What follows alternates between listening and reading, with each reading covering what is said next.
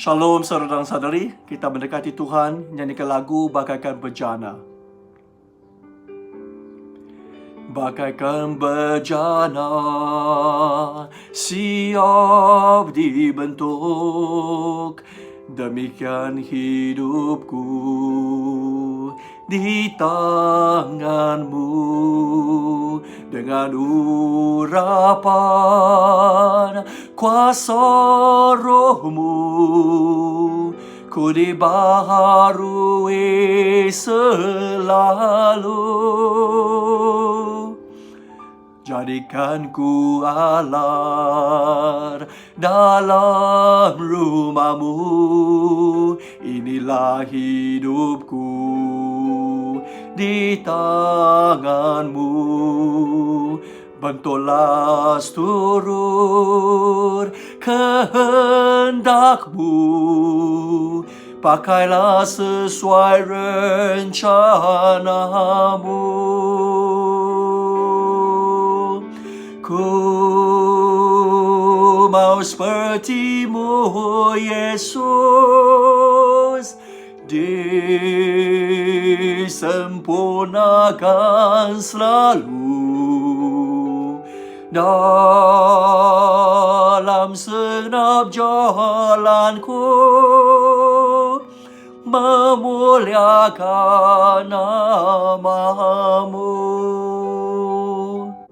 Pagi ini kita merenung daripada Mazmur 40 ayat 7 hingga 12. Engkau tidak mahu korban dan persembahan.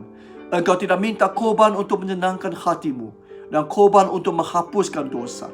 Tetapi engkau telah memberi aku telinga yang dapat mendengar firman-Mu. Oleh itu aku menyahut, inilah aku, arahanmu untukku tercatat di dalam kitab Taurat. Aku suka melakukan kehendak-Mu, ya Allahku.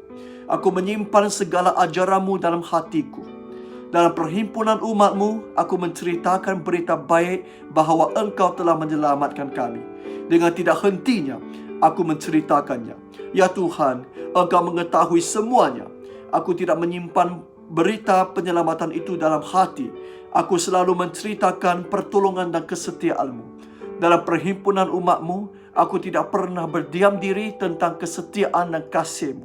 Ya Tuhan, janganlah berhenti mengasihani aku. Peliharalah aku dengan kasih dan kesetiaan-Mu. Saudara dan saudari, pagi ini daripada ayat ini, Mazmur memberi nasihat yang cukup baik kepada kita, saudara dan saudari. Ayat 7 dia kata, engkau tidak mahu korban dan persembahan.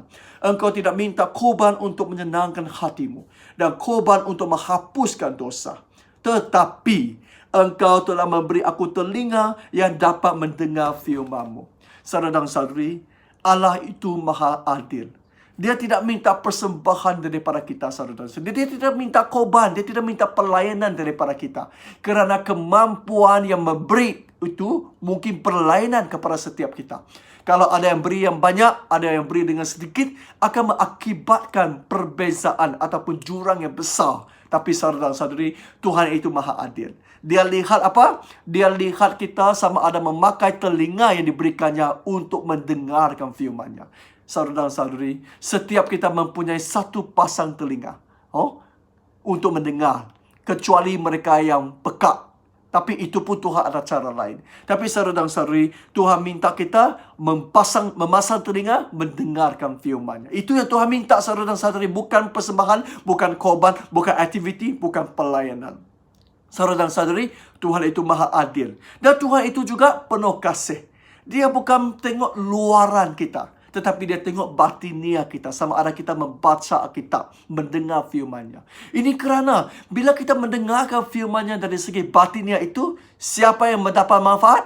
Bukan Tuhan yang mendapat manfaat, tetapi kita sendiri yang mendapat manfaat. Hidup kita dibentuk, hidup kita dibangunkan, saudara dan saudari, dan kita boleh berhidup dengan berkelimpahan. Saudara dan saudari, akhirnya kita nampak Tuhan bukan meminta sesuatu daripada kita, tetapi Dia memberi sesuatu kepada kita. Dia maha adil, Dia maha kasih. Saudara dan saudari, oleh itu daripada ayat 7 ini mengingatkan kita bahawa perkara yang paling penting, yang paling diutamakan dalam hidup kita bukanlah pelayanan, bukanlah kerja, bukanlah aktiviti untuk Tuhan, tetapi mendengarkan firman-Nya. Saudara dan saudari, sepanjang COVID-19 ini, kita tidak dapat buat apa-apa. Kita hanya boleh duduk diam-diam di rumah, betul? Dan kita boleh pasang telinga mendengarkan firman-Nya, saudara dan saudari. Ramai orang suka melayani di gereja, melayani di pentas, suka pimpin pujian, main alat muzik, mengikuti tarian rebana dan sebagainya. Bila kita panggil, wah, mereka datang untuk tarian rebana, untuk pujian. Mereka boleh datang 2 malam, 3 malam, 1 minggu untuk buat rehearsal. Sangat rajin. Tapi saudara dan saudari, bila kita memanggil mereka buat renungan harian, mendengarkan firman Tuhan, ramai orang tidak mahu. Dalam sepanjang COVID-19 ini, bila kita minta mereka merenungkan firman Tuhan, ramai yang tidak langsung tak mau baca WhatsApp. Ada yang juga left group, saudara dan saudara. Banyak alasanlah mereka yang diberikan kerana mereka tidak sanggup, tidak mahu untuk mendengarkan firman Tuhan, saudara dan saudari. Saya hairan. Di syurga apa kita buat nanti, saudara dan saudari? Di syurga kita tidak dapat melayani lagi. Kita bukan buat banyak pelayanan dan aktiviti. Tetapi di syurga kita hanya boleh duduk diam-diam, pasang telinga dan dengar firman Tuhan. Amin. Lalu kita memuji Dia setelah mendengar firman Tuhan. Kalau sekarang kita tidak suka mendengarkan firman Tuhan, bagaimana kita hidup selama-lamanya di syurga? Boring itu, saudara dan saudari. Kalau kita tidak suka firman Tuhan, apa yang kita boleh lakukan, saudara dan saudari? Nah, saudara dan saudari, ayat seterusnya 8-9 mengatakan bahawa, oleh itu, aku menyahut, inilah aku arahanmu untukku tercatat di dalam kitab Taurat. Aku suka melakukan kehendak-Mu, ya Allahku. Aku menyimpan segala ajaranmu dalam hatiku. Saudara dan saudari, di sini kata bahawa segala arahanmu untukku tercatat di dalam kitab Taurat. Jadi saya suka melakukan kehendak-Mu. Saya simpan segala ajaran-Mu dalam hatiku. Saudara dan saudari, firman ini telah pun menunjukkan kehendak Tuhan di atas kita. Menunjukkan rencana Tuhan ke atas kita. Tuhan yang mencipta kita. Macam mana memakai orang ini? Kita perlu tengok katalog. Tengok menu. Tengok Alkitab. Bagaimana kita boleh hidup berkelimpahan. Saudara dan saudari, baru-baru ini dalam COVID-19 ini, saya di rumah pun sedang berfikir apa yang boleh saya masak untuk keluarga saya. Sebelum ini isteri saya kata, ayo, saya mau makan Sarawak leko. Saya pun fikir macam mana masak Sarawak leko. Oh, saudara dan saya, akhirnya saya beli bahan dan saya masak Sarawak leko untuk isteri saya. Dan saudara dan saudari, lepas itu isteri saya kata, oh, saya mau makan you cak kuih. Saya pun fikir, macam mana saya tidak mungkin pandai kerana tidak pernah saya buat bakery, tidak pernah saya buat kuih. Tapi akhirnya saya pun beli bahan, saya pun buat untuk dia.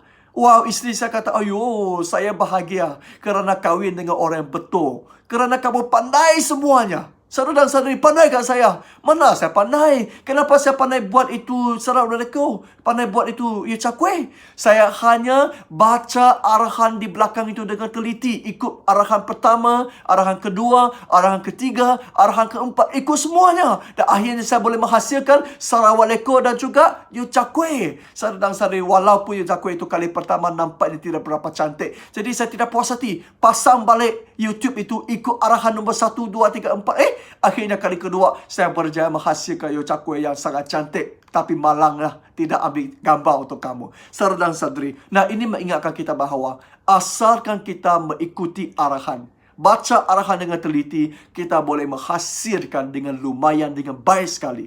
Asalkan kita membaca firman Tuhan, mendengarkan firman Tuhan, dan kita melakukan mengikut rencana Tuhan satu demi satu, saya yakin hidup kita penuh berkelimpahan. Amin. Saudara dan saudari, seterusnya ayat 10-12 berkata, dalam perhimpunan umatmu, aku menceritakan berita baik bahawa engkau telah menyelamatkan kami. Dengan tidak hentinya, aku menceritakannya. Ya Tuhan, engkau mengetahui semuanya. Aku tidak menyimpan berita penyelamatan itu dalam hati. Aku selalu menceritakan pertolongan dan kesetiaan-Mu.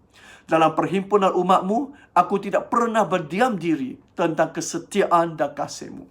Saudara dan saudari, pemazmur kata, dia selalu menceritakan kebaikan Tuhan, kesetiaan Tuhan, kasih Tuhan, anugerah Tuhan kepada semua orang, dan selalu dia buat macam tu. Berulang-ulang kali dia buat macam tu. Saudara dan saudari, nah, semakin kita mendengarkan firman Tuhan, semakin kita akan mengalami Tuhan, mengalami berkat Tuhan, kerana kita telah memahami kehendak-Nya, melakukan kehendak-Nya, lalu kita akan mengalami berkat Tuhan yang berkelimpahan. Kita akan mengalami hidup yang berkelimpahan, saudara-saudari. Nah, dengan itu barulah kita ada cerita yang boleh dikongsikan kepada semua orang.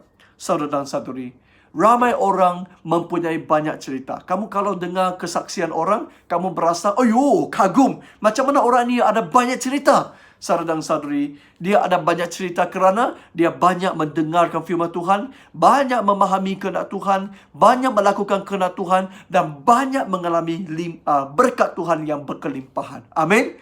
Saudara-saudari, oleh itu dia banyak cerita. Tetapi sebaliknya, kenapa kita ini kurang cerita?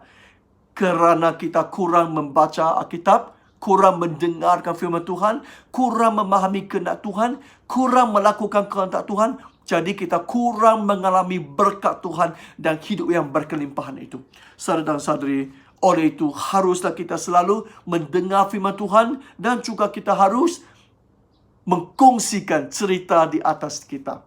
Saudara dan saudari, saya heran, jemaat Metodis ini kurang berkongsi.